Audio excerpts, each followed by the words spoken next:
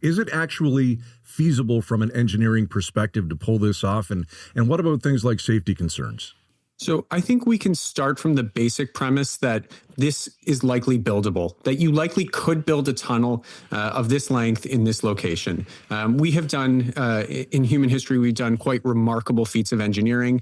There are long tunnels, there are very long bridges. We built an International Space Station. We should be able to build this tunnel. The question isn't just can we build it and it has to be done safely. The question is, should we? Does this actually solve the congestion problem?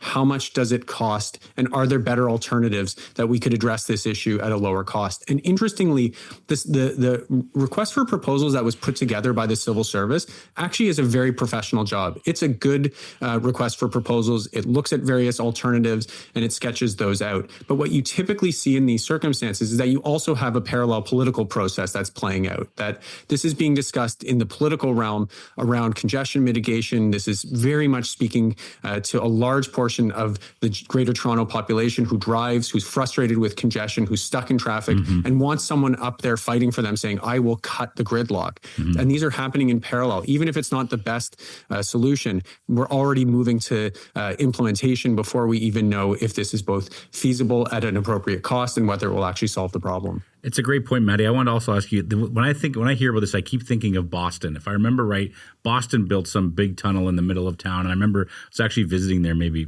10 or 15 years ago. And the depression on everyone's face when they would talk about this tunnel, it felt like it took 100 years to build and cost just infinitely more money than it was supposed to.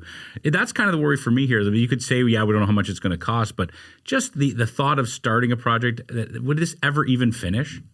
We know that the costs of this are going to be staggering, that we are going to be putting the whole province's investment in infrastructure into this, a project of this scale, and the amount of time and the amount of disruption too. Keep in mind, even when you're tunneling underneath and people have this impression that it's impact free, all of the dirt that you're tunneling out has to come out somewhere. And so there will be trucks everywhere. There are risks of sinkholes, which we've seen in places like Ottawa where they were tunneling under downtown. That can be disruptive and cause safety issues. So it could be done. It can likely be built, but it will be disruptive. It could be there could be safety issues.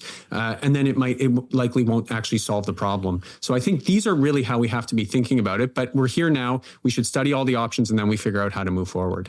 Just speaking of the politics, what have the opposition parties been saying about this every time it comes up? They're anti-tunnel. Nobody is on side with Doug Ford on this in the legislature. They have preferred other options. Both the opposition parties have talked at various points about buying back the tolled highway, the 407, and then either opening it up to everybody or diverting truck traffic to it is one of their preferred options. And also politically, it's not just inside the legislature, but outside that counts. We did some polling on the tunnel idea after the premier first came out and announced it. And it wasn't actually immediately incredibly popular. A lot of people, like Frisco, had the same view as you. There's a lot of fear about how disruptive this was going to be. It wasn't necessarily a vote winner, but that didn't turn off the premier, who's continued to talk about it, put it in their last campaign platform, and was reelected. But immediately, a lot of people seem to be expressing through this poll their skepticism of the whole thing.